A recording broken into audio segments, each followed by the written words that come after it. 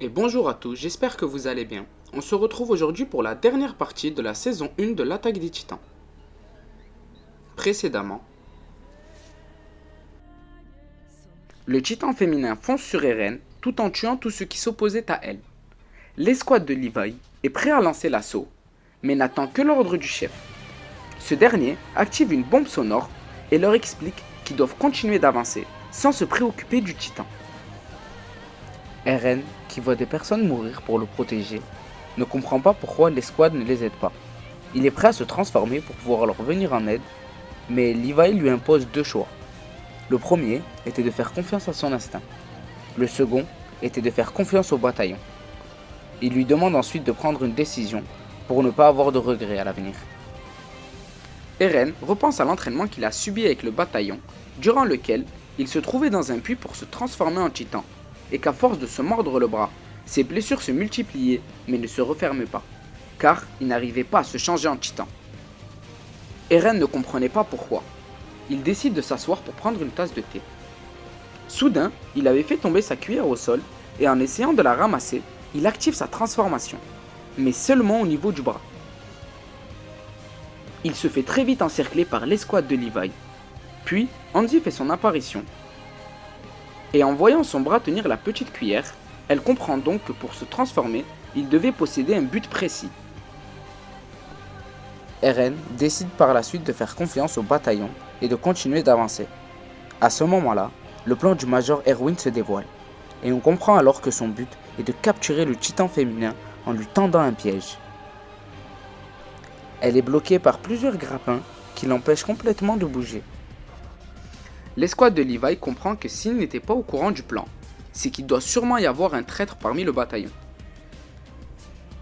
Alors que Levi et Mike attaquent le titan pour faire sortir le corps qui se trouve à l'intérieur, elle utilise un pouvoir qui lui permet de faire durcir ses membres, ce qui les empêche d'atteindre sa nuque.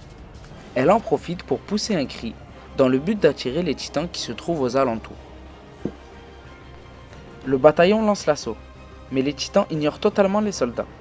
Erwin donne l'ordre de protéger la prisonnière, mais il constate que les titans sont trop nombreux. Il finit par donner l'ordre de se replier. Pendant ce temps, les titans se mettent à dévorer le corps du féminin. Le Major comprend également que si le féminin a la possibilité de se retransformer, il peut également se régénérer.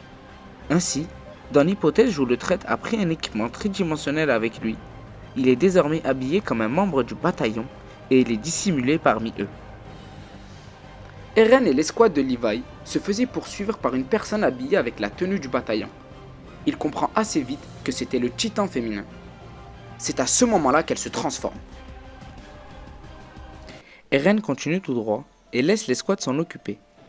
Il commence par lui crever les yeux et lui couper un bras. Le titan récupère seulement un œil. Soudain, il mange un des membres de l'escouade. Les autres constatent qu'elle a accéléré sa régénération en focalisant celle-ci sur une seule partie de son corps, ce qui lui permet de tous les tuer devant les yeux d'Eren. Mikasa entendait la voix d'Eren qui se transformait et fonçait pour le rejoindre. Levi, qui se met également en route, apercevait sur son chemin toute son escouade mort au combat. Pas à pas, il constate les dégâts infligés à ses compagnons. Mais face à cette scène, il reste froid et ne laisse rien paraître. Eren prend le dessus sur le titan féminin, mais elle utilise une technique pour se dégager et finit par le décapiter. Elle décide de le mettre dans sa bouche et de le prendre avec elle. Levi et Mikasa assistent à la scène. Après un enchaînement extraordinaire de Levi, il finit par délivrer Eren de la bouche de celle-ci. Levi, en partant, voyait le titan féminin pleurer. Il se pose des questions sur ce comportement étrange. Après un long sommeil, Eren se réveille et Mikasa lui explique la situation. Une fois de retour en ville, les habitants étaient surpris par leur retour si rapide. Le Major Erwin, Eren ainsi que les cadres principaux sont convoqués à la capitale. Nous retrouvons Annie et les brigades spéciales, qui sont là pour escorter le Major et les autres. Elle se fait interpeller par Armin, caché dans la capitale. Il lui demande un coup de main pour sauver Eren et ainsi empêcher qu'il se fasse tuer. Elle hésite un moment, puis finit par accepter. Pendant ce temps, Jean se faisait passer pour Eren. Armin les conduit à la ville souterraine, mais une fois arrivés devant les escaliers, Annie refuse d'y descendre, en admettant simplement qu'elle a peur des endroits comme celui-ci. Par la suite, elle se rend très vite compte du regard étrange que lui lance Armin. Le stratège lui avoue avoir compris qu'elle avait volé l'équipement de Marco, et lui énumère tous les détails un peu troubles. Annie comprend rapidement qu'elle est démasquée. Armin donne le signal pour l'interpeller. Elle réussit malgré ça à se transformer. À ce moment-là, nous avons un flashback du Major qui nous explique le plan. Après s'être transformée, Annie bloque nos héros dans le souterrain. Eren essaie de se transformer à son tour, mais sans succès, car il ne digère pas encore le fait que Annie est véritablement le titan féminin. Armin et Mikasa essayent d'appâter le titan en s'échappant chacun de leur côté, mais celui-ci donne un coup de pied à l'endroit où se trouvait Eren, ce qui le laisse KO dans les débris. Pendant ce temps, Jean montre son vrai visage. Cependant, Erwin se retrouvait encerclé par les brigades spéciales qui ne le laissent pas partir malgré le fait qu'un titan se trouve dans la ville. Annie poursuit Armin lorsqu'elle tombe dans le piège tendu par Hanzi qui la bloque immédiatement dans des grappins et un filet de métal.